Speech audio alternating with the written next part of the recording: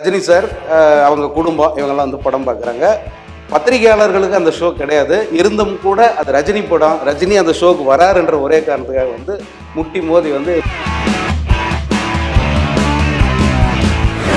ரஜினியோட மார்க்கெட் வந்து அவ்வளோதான். ரஜினியை பொறுத்த வரைக்கும் முன்ன மாதிரி டாமினன்ஸ் கிடையாது.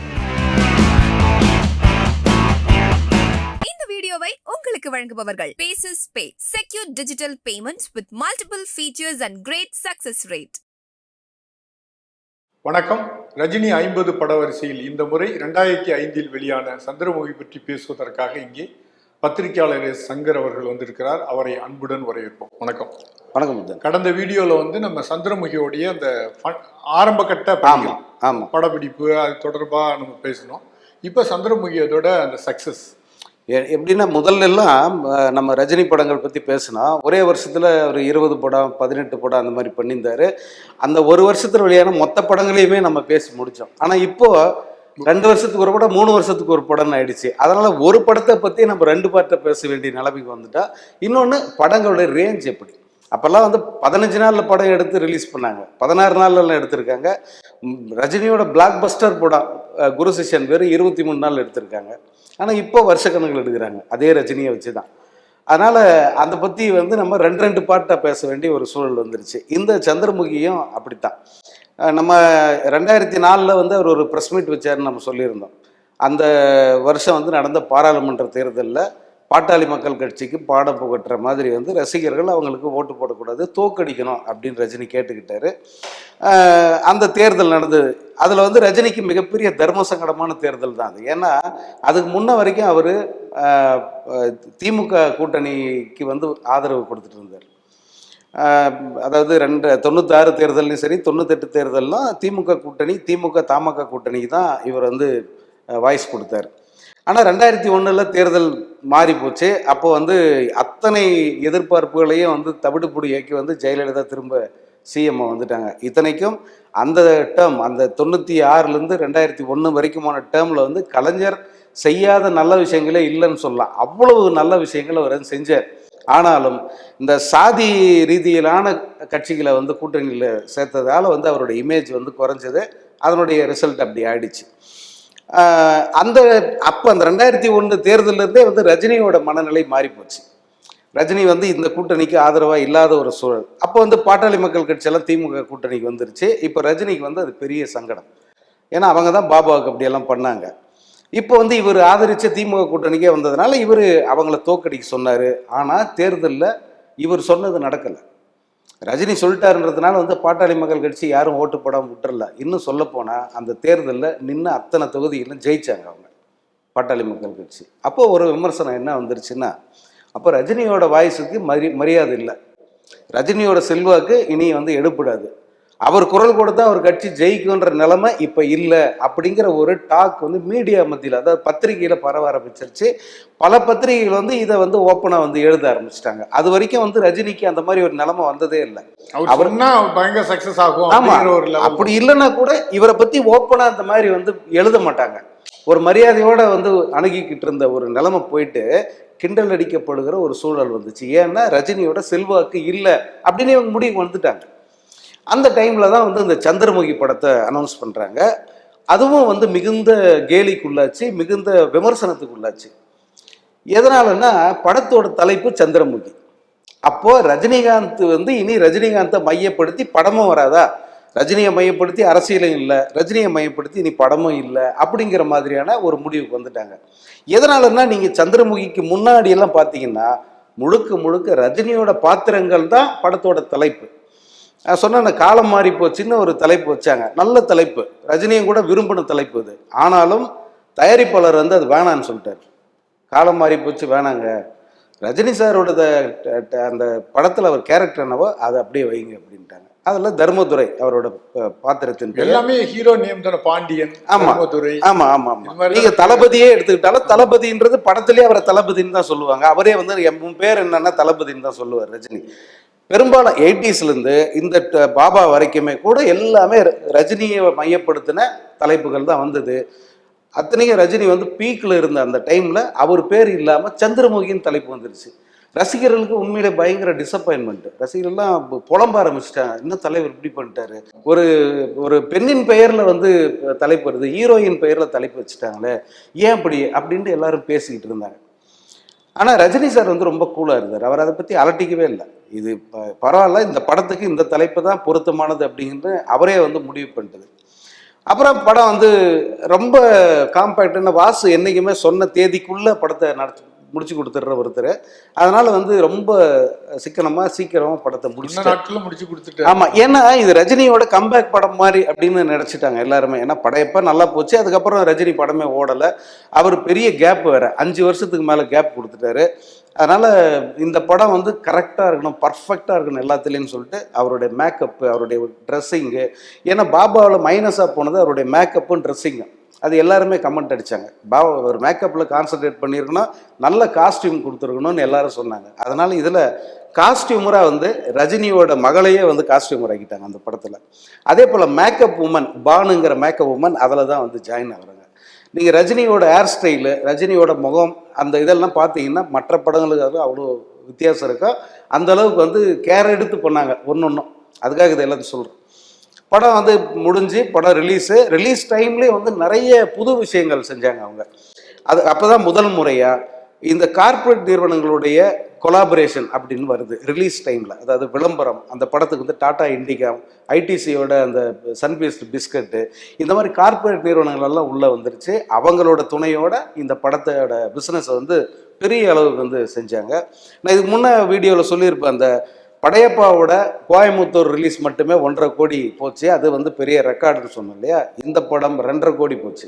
வேட்டையன் வந்து அப்போதான் வராரு. ஆமாம் ஆமாம், அது மாதிரி எல்லா இடத்துலையுமே வந்து படம் நல்ல வியாபாரம். அப்புறம் வந்து வெளிநாடுகளில் ரிலீஸ் அப்படிங்கிற ஒரு கான்செப்ட் பெருசாக பண்ணது வந்து இந்த படம் தான். அதுக்கு முன்னே வந்து பாபா பண்ணுச்சு, ஆனால் பாபா வந்து ரொம்ப செலக்டிவான நாடுகள் குறைந்த அளவு வந்து போட்டாங்க. இந்த படம் வந்து வைட் ரேஞ்சு, முதல் முறையாக வந்து கிட்டத்தட்ட வந்து ஒரு 28 நாடுகளில் ரிலீஸ் ஆன படம்னா அது வந்து சந்திரமுகி தான். நாடுகளோட எண்ணிக்கை அதிகமாகுது, தியேட்டர் எண்ணிக்கை அதிகமாகுது. அது ஒரு தொடக்கமாக. ஆமாம், ஈவன் அமெரிக்காவில் ஒரு ரஜினி படம் வந்து அதிக திரையரங்கில் வெளியானதும் இந்த சந்திரமுகி தான். அதே போல் மலேசியாவில் வந்து கிட்டத்தட்ட ஒரு 40 அரங்குகளில் இந்த படம் ரிலீஸ் ஆச்சு. அன்னைக்கு அது ஒரு மிகப்பெரிய அதிசயம். ஏன்னா மலேசியா ஒரு வெளிநாடு, ஒரு கிட்டத்தட்ட வந்து தமிழ்நாடு மாதிரி ரிலீஸ் ஆகுது அப்படின்ட்டு. அதுபோல் இலங்கையில், யூரோப்பில், முன்ன பின்ன வந்து ரிலீஸ் ஆகாத கண்ட்ரீஸ்லாம் இந்த படம் வந்து ரிலீஸ் ஆச்சு. மிகப்பெரிய வரவேற்பு. ஆனால் இந்த படம் ரிலீஸ் ஆகுது, ரிலீஸ் ஆன பிறகு வந்து பெரிய மீடியா, அதாவது பத்திரிகையில் வந்து பெருசாக இந்த படத்துக்கு வந்து ஒரு ஹைப்பே கொடுக்கல. எல்லாருமே வாயை மூடிட்டு கமுக்கமாகவே இருக்காங்க. என்ன காரணம் அதுக்கு? அந்த டைமில் இந்த படத்தோட 2 படங்கள் மோதுது. ஒரு படம் கமல்ஹாசனுடைய மும்பை எக்ஸ்பிரஸ், இன்னொரு படம் விஜயோட சச்சின். இந்த சச்சின் படத்தை வந்து ஆக்சுவலாக இது வந்து தமிழ் புத்தாண்டுக்கு ரிலீஸ் ஆகுது, இது ஏப்ரல் 14ஆம் தேதி. அப்போ வந்து இந்த படத்தை சோலோவாக ரிலீஸ் பண்ணோம் அப்படின்னு சொல்லிட்டு எல்லா தியேட்டர் ஓனர்கிட்டையும் பேசுகிறாங்க. அவங்களும் வந்து ஒத்துக்கிறாங்க. ஆனால் கமல்ஹாசன் ஒத்துக்கல, என் படத்தை ரிலீஸ் பண்ணுவேன்றார். அதே போல் விஜயும் வந்து சச்சின் படத்தை கண்டிப்பாக இந்த படத்தோடு தான் ரிலீஸ் பண்ணுறதுல உறுதியாக இருக்காங்க. இது வந்து அவங்களுடைய பர்சனலாக வந்து அவங்களுக்குள்ள என்ன நினப்பு அப்படின்லாம் தெரியாது. ஆனால் திரையுலக அந்த வர்த்தக வட்டாரத்தில் என்ன பேசிக்கிட்டாங்க அப்படின்னா, ரஜினியோட மார்க்கெட் வந்து அவ்வளோதான், ரஜினியை பொறுத்த வரைக்கும் முன்ன மாதிரி டாமினன்ஸ் கிடையாது. அதனால் வந்து இந்த பண்டிகை நேரத்தில் நம்ம படத்தையும் விடணும்னு சொல்லிட்டு இவங்க முடிவு பண்ணி தான் விடுறாங்கன்றது தான் அன்னைக்கு இருந்த டாக், ஓப்பன் டாக் இது. இதை வந்து பல மேடைகளில் வந்து நிறைய பேர் பேசியிருக்காங்க. பெரிய பிளாக் பஸ்டர் ஆகும்னு யாருமே நினைக்கல, இன்க்ளூடிங் விஜயோட அப்பா S.A. சந்திரசேகர் கூட வந்து ஒரு இதில் வந்து பேசினார், ஒரு விழாவில் வந்து இதை பேசுகிறார். நாங்கள் இது மோதுறதுல ஒரு தப்பு அப்படி இல்லைன்ட்டு. ஸோ 3 படங்கள் மோதுது. அப்போ இந்த தன்னோட படத்தை ரிலீஸ் பண்ணுறதுக்கு வந்து அவர் கமல்ஹாசன் வந்து சொல்கிறார். இப்போ ப்ரெஸ் மீட்டில் வந்து கேட்குறாங்க, மும்பை எக்ஸ்பிரஸ் ப்ரெஸ் மீட்டில், சார் ரஜினி கூட உங்கள் படத்தை மோத விடுறீங்களே, உங்களுக்கு வந்து அது ஒரு ஃபியராக இல்லையா, ஒரு அச்சம் இல்லையா அப்படின்னு கேட்டாங்க. இந்த படத்தோட மோதுறதுக்கு அவங்க தான் பயப்படணும், இதை வந்து நீங்கள் அவங்ககிட்ட போய் கேளுங்க அப்படின்னு சொல்லிட்டார் கமல்ஹாசன். ஸோ அந்த அளவுக்கு அவங்களாம் கான்ஃபிடென்ட்டாக இருந்தாங்க. ரஜினி அவ்வளோதான் அப்படிங்கிறதுல. படம் ரிலீஸ் ஆச்சு, படம் பயங்கரமான ஹிட்டு. ஃபஸ்ட்டு ஷோ, அதாவது ரிலீஸுக்கு முன்னே 13ஆம் தேதி முதல் ஷோ சத்யம் தேட்டரில். சத்யமில் இப்போ சுபம்னு ஒரு தேட்டர் இருந்தது, இப்போ அது பேர் மாற்றிட்டாங்க, சீசன்ஸ்ன்னு மாற்றிருக்காங்க. அந்த சுபம் தேட்டரில் தான் சிறப்பு காட்சி போடுறாங்க. ரஜினி சார் அவங்க குடும்பம் இவங்கெல்லாம் வந்து படம் பார்க்குறாங்க.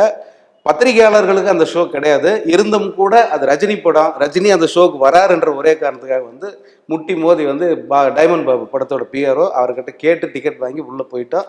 ரஜினி சார் அப்படி இருக்காரு. அடுத்த இதில் வந்து நாங்கள் உட்காந்து படம் பார்க்குறோம். அந்த ஷோ வந்து அது வந்து பத்திரிகையாளர் காட்சி இல்லை, அதனால யாரும் வாய மூடிட்டு இல்லை. அப்படி என்ஜாய் பண்ணி பார்க்குறாங்க எல்லாருமே. ரஜினி சாருக்கு வந்து அவர் எந்த ரியாக்ஷனுமே காட்டல. அதாவது குறிப்பாக வடிவேலு வர்ற சீனு, வடிவேலு இவரோட காம்பினேஷன் எல்லாம் பிளாக் பஸ்டர் பட்டே கலப்புது. படம் முடிச்சு வெளியே வந்தால் எல்லாருக்குமே வந்து தரைக்கு மேலே ஒரு அடி நிற்கிற மாதிரி தான் உணர்வு. அப்படி இருக்கு படம். அடுத்த நாள் வந்து எல்லா படமும் ரிலீஸ் ஆகுது. ரிசல்ட் வந்து வெளியே வந்துருச்சு. படம் ஆக்சுவலாக ஒன்று என்னன்ட்டு. ஆனாலும் நம்ம பத்திரிகை உலக அந்த ஜாம்பவான்கள் இருக்காங்கல்ல, அவங்க எந்த அளவுக்கு நீதிமான்கள் அப்படிங்கிறத சொல்கிறதுக்கு ஒரு உதாரணம் இது. படத்துக்கு விமர்சனம் எழுதுறாங்க. 3 படத்துக்கும் ஒரே நாள் விமர்சனம் எழுதிட்டாங்க ஒரு பத்திரிகையில். நான் இப்போ நம்ம தான் பேரை சொல்லக்கூடாதுன்றீங்களே. அதனால் ஒரு பத்திரிகையில் முதலிடம் சச்சினுக்கு வித் 42 மார்க்ஸ், 2வது இடம் மும்பை எக்ஸ்பிரஸுக்கு வித் 41 மார்க்ஸ், 3ஆம் இடம் கடைசி இடம் ரஜினிகாந்தோட சந்திரமுகிக்கு 40 மார்க். ஏன்னா 3 படங்களிலும் பெரிய வெற்றி படங்கள் அந்த 2 தான். இந்த படம் வந்து ஒரு தோல்வி படம்னு சொல்லிட்டு அவங்க எழுதுறாங்க. விமர்சனமா அப்படித்தான் இருக்கு. அவங்க வெற்றி அடிப்படையில கொடுக்கறது இல்லைன்னு நினைக்கிறேன் பொதுவா பத்திரிகை. அவங்க என்ன அடிப்படையில கொடுக்கட்டும். ஆனா வெளியிருந்து பாக்குறோம் அப்போதைக்கு என்ன தெரியும், சந்திரமுகி தான்.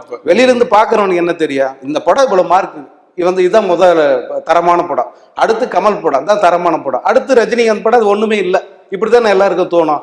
ஆனா படம் வந்து ஹிஸ்டாரிக்கல் சக்சஸ். எல்லாரும் சொல்லுவாங்க தமிழ்நாட்டில் 3 தீபாவளியில் கண்ட படம் வந்து தியாகராஜ பாகவதர் நடிச்ச ஹரிதாசன் சொல்லுவாங்கல்ல, அந்த ரெக்கார்டை முறியடிச்சது இந்த படம்.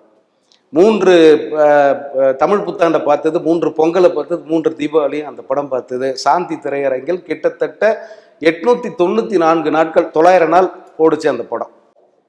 மிகப்பெரிய வெற்றி. இனி வந்து அந்த சந்திரமுகியோட வெற்றியை வந்து மாத்துறதுங்கிறது கனவுல கூட நினைக்காது. எந்த படமாவது 900 நாள் ஓடுமா இதுக்கு மேல இந்த காலமே இல்ல. இது மாதிரி 2வது நாள் 100 நாளே பெரிய விஷயம். 2வது நாளே சக்சஸ் மீட் கொண்டாடுறாங்க. 10 நாளே நீங்க 100 நாள் மாதிரி இருக்கு. ஆனா அந்த படம் 900 நாள் ஓடுச்சு. அதே போல அந்த படத்தோட வெற்றியை வந்து ரஜினி வந்து ரொம்ப என்ஜாய் பண்ணாரு. அந்த படத்துக்கு 2 மாபெரும் வெற்றி விழாக்கள் நடந்தன. எந்த படத்துக்கு அப்படி நடந்திருக்காது, இதுக்கும் அது நடந்தது.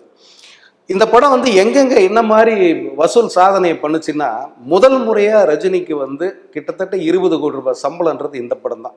15 கோடி ரூபாய் சம்பளம் பிளஸ் அவருக்கு ஒரு ஏரியா ரைட்ஸ் கொடுத்தாங்கன்னு நினைக்கிறேன்.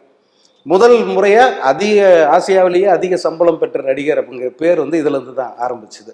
அதே போல படத்தோட வியாபாரம், படத்தோட வசூல் வந்து கிட்டத்தட்ட 100 கோடிகள், 98 கோடி அப்படின்னு இப்போ போட்டிருக்காங்க. கிட்டத்தட்ட 100 கோடின்னு வச்சுக்கலாம். அதுவும் வந்து முதல் முறையா இந்த படம் தான் சாதிச்சு. ஆமா, முதல் முறையா இதுதான். அதே போல பக்கத்து மாநிலங்கள், நார்த்து எல்லா இடத்துலையுமே ரொம்ப திருப்தியான ரிசல்ட். வெளிநாடுகள்ல இந்த படத்தை கொண்டாடிட்டாங்க. முதல் முறையா தில்லானா மோகன் அம்பாள் படத்துக்கு பிறகு இந்த சந்திரமுகி தான் ரஷ்யாவில் ஃபிலிம் ஃபெஸ்டிவல் வந்து திரையிடுறாங்க. டு ஓப்பன் ஆல் பப்ளிக், பொதுமக்களுக்கு திரையிடுறாங்க. இதுதான் முதல் முறை. அதே போல ஜப்பான்ல வந்து அங்க நடந்த பப்ளிக், அதாவது அந்த திரைப்பட விழாவிலேயே, டோக்கியோ திரைப்பட விழாவில் இந்த படத்தை வந்து திரையிடுறாங்க. இப்படி எல்லா வகையிலும் படத்தோட குவாலிட்டி, அதே போல வசூல், கமர்ஷியல் எல்லாத்திலையுமே வந்து இந்த படம் இதற்கு முன் எந்த படம் செய்யாத பெரிய சாதனையை வந்து செஞ்சது. இந்த படத்துக்காக வந்து ரஜினிகாந்துக்கு சிறந்த நடிகர் விருது கிடைச்சது. இன்னும் நிறைய விருதுகள்லாம் கிடைச்சிது. அது நிறைய சொன்னா இன்னும் அரை மணி நேரம் நீளும். அப்போ இந்த படத்துக்கு சக்சஸ் மீட் நடந்தது, அதாவது வெற்றி விழா 2 முறை நடந்தது. ஒன்று வந்து படத்தோட 200வது நாளில் இது ஒரு வெற்றி விழா வச்சாங்க. அதில் சூப்பர் ஸ்டார் ரஜினிகாந்த் கலந்துக்கிட்டாரு. அதில் கலந்துக்கிட்டு அவர் வந்து ஒரு சில விஷயங்கள் சொன்னார். இந்த பழைய விஷயங்களுக்கெல்லாம் பதில் சொல்றது மாதிரி இருக்கும். ஆமாம், அதில் என்னன்னா, நான் வந்து இந்த படத்தை நீங்கள் ரிலீஸ் ஆகும்போது தான் பார்த்தீங்க. நான் ரிலீஸுக்கு முன்னாடியே இந்த படத்தை பார்த்துட்டேன். ரிலீஸுக்கு முன்னாடியே படத்தை பார்த்துட்டு என் வீட்டில் வெற்றி விழா கொண்டாடிட்டேன் அப்படின்னு சொல்லியிருப்பார். நீங்கள் அந்த வீடியோ பார்த்தீங்கன்னா தெரியும். என்னடா அப்படி சொல்கிறானே நீங்கள் நினைக்கலாம். எனக்கு இதுக்கு முன்ன படம் பாபா, அது வந்து சரியாக போகல. அது வந்து சரியாக போகாது என்னுடைய தப்பு இல்லை. அது யாரை பற்றி எடுத்துனா அவருடைய தப்பு. அது இந்த படம் சரியாக போகாதது அவர் தான் பொறுப்பு. அவருக்காக தான் நான் எடுத்தேன், ஆனால் சரியாக போகல, பரவாயில்லன்னு சொல்லி நான் விட்டுட்டேன். இந்த படம் எடுத்து முடித்த பிறகு நான் வந்து வெற்றி விழாவை என் நண்பர்கள் கூட கொண்டாடிட்டேன் அப்படின்ட்டு. அதுக்கப்புறம் கொண்டாடி தான் அவர் இமயமலைக்கு போயிட்டார் கிளம்பி. அதே போல் இந்த படத்தை ஆரம்பிக்கும் போதே நான் சொன்னது என்னென்னா, என் கால் ஷீட்டை விட்டுருங்கப்பா, முதல்ல போயிட்டு வடிவேலு கால் ஷீட்டை வாங்குங்க. அது ஓப்பனாக பப்ளிக்காக மேடையில் சொல்கிறார். எந்த சூப்பர் ஸ்டாரும் வந்து அதெல்லாம் சொல்லவே மாட்டாங்க. அவர் ரேஞ்சில் இருக்கிற எந்த நடிகனும் இப்படி ஒரு கிரெடிட் யாருக்குமே தர மாட்டாங்க. ஆனால் அவர் சொன்னார், இந்த படம் என்னுடைய படம் அல்ல, இந்த படம் வாசுவோட படம், இந்த படம் வடிவேலோட படம், இந்த படம் ஜோதிகாவோட படம்னு சொல்லிட்டு ஓப்பனாக டிக்ளேர் பண்ணுறது. ஏன்னா இந்த மாதிரி ஃபுல்லாக கிரெடிட் அடுத்தவனுக்கு கொடுக்கும்போது தானாகவே பெருமை நமக்கு வந்துடும். இது தெரிஞ்சவர் ரஜினிகாந்த். அதனால் இந்த படத்தோட வெற்றிக்கான கிரெடிட்டை எல்லாருக்குமே கொடுத்தாரு அவர் அந்த மேடையில். அதே போல் சொன்னார், நான் வந்து இதோட ஆடியோ ரிலீஸில் சொன்னேன், யானை இல்லை குதிரை அப்படின்னு ஏன் சொன்னேன் அப்படின்னா, இந்த படத்தோட சக்ஸஸ் எனக்கு முன்னாடியே தெரியும், அதனால தான் வந்து அந்த இதை வந்து நான் சொன்னேன்றதை அந்த மேடையில் அவர் பகிர்ந்துக்கிட்டார். அதில் தான் வந்து எப்பயுமே வந்து எதிர்மறை எண்ணங்களுக்கு இடம் கொடுக்காதீங்க.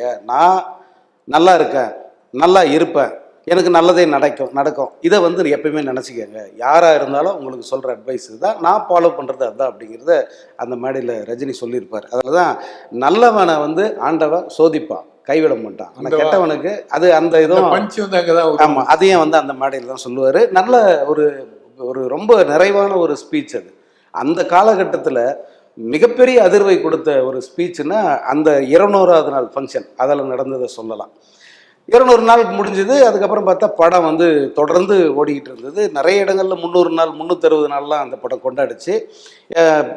ரஜினி சாரோட வாழ்க்கை அந்த திரையுலக வாழ்க்கையிலேயே அதிக திரையரங்குகளில் 50 நாட்கள் 100 நாட்கள் வெள்ளி விழா, 200வது நாள் விழா, 300வது நாள் விழா இதை கொண்டாடின படம் வந்து சந்திரமுகி தான். ரஜினியோட திரைப்பட வாழ்க்கையை நீங்கள் எடுத்து பார்த்தீங்கன்னா இந்த படம் அத்தனை சாதனைகள் செஞ்சுருக்கு. இது வந்து சாந்தி திரையரங்கம், இந்த படத்தோட ஓனர் திரையரங்கம், அது சிவாஜியோட திரையரங்கம். அந்த திரையரங்கத்தில் தான் தொடர்ந்து ஓடிச்சு. 800 நாள் தாண்டிச்சு. படத்தை எடுத்துடலாம் அப்படின்னு அவங்க யோசிக்கும் போது கூட்டம் திரும்ப வர ஆரம்பிச்சுது.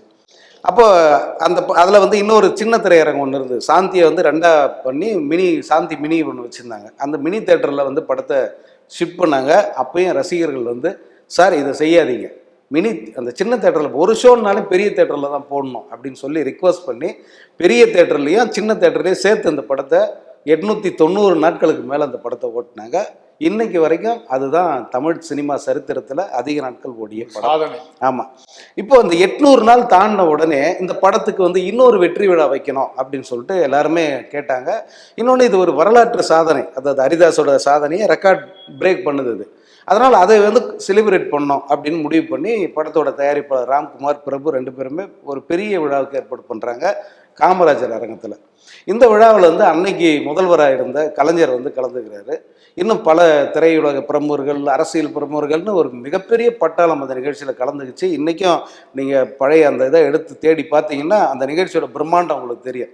ஏன்னா அந்த நிகழ்ச்சியை பார்க்கும்போது உண்மையிலே அப்படி ஒரு பிரம்மாண்டமாக இருந்தது. கலைஞர் பக்கத்தில் ரஜினி, இன்னும் நிறைய இவங்கெல்லாம் கலந்துக்கிட்டு பேசுனதெல்லாம் வந்து உண்மையிலே பெரிய. அது கலைஞர் வந்து அன்னைக்கு ரஜினியை வந்து புகழ்ந்து தள்ளிட்டார்.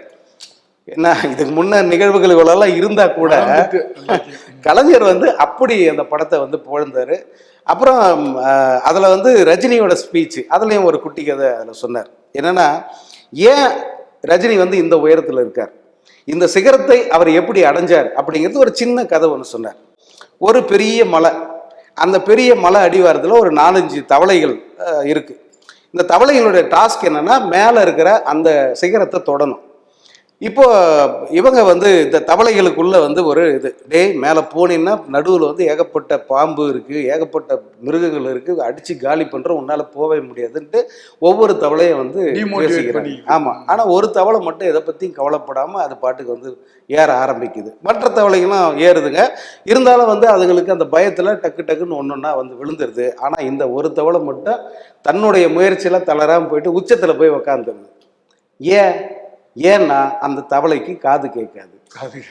இந்த ரஜினிகாந்தும் ஒரு செவிட்டு தவளை தான். இந்த ரஜினிகாந்துக்கும் காது கேட்காது. யார் என்ன சொன்னாலும் அதை பற்றி கவலைப்படாமல் என் வழியில் நான் பாட்டுக்கு போய்கிட்டே இருப்பேன் என்னுடைய இலக்கை நோக்கி அப்படின்னு வந்து அந்த இடத்துல அந்த கதையை சொல்லி முடிக்கும் போது கலைஞர் முகத்தை பார்க்கணும் அவர் கைத்தட்டி ரசித்த ஒரு கதை அது. குட்டி கதைகள் வந்து ரஜினிகாந்த் தொடங்கினதுலேருந்து அவர் தான் அதில் மாஸ்டர். இல்ல, குட்டி கதைகள் இருக்கு. ஆனா இவர் சொல்லி அது ரொம்ப சொல்றதுல குட்டி கதைன்னா ரஜினிகாந்த்ங்கிற மாதிரி ஆயிடுச்சு. அந்த குட்டி கதைன்ற வேர்டை சொல்ல ஆரம்பிச்சது ரஜினிகாந்த் தான். அதுல ரஜினிகாந்த் வந்து ஆல்வேஸ் த மாஸ்டர். மற்றவங்கெல்லாம் ஸ்டூடெண்ட்ஸ் தான் அதில். மீண்டும் விரிவா நம்ம பேசுவோம். நிச்சயமா. நன்றி, வணக்கம். வணக்கம். இந்த வீடியோ உங்களுக்கு பிடிச்சிருந்தா லைக் பண்ணுங்க, ஷேர் பண்ணுங்க, கமெண்ட் பண்ணுங்க. மறக்காம OH சினிமா சேனலுக்கு சப்ஸ்கிரைப் பண்ணுங்க.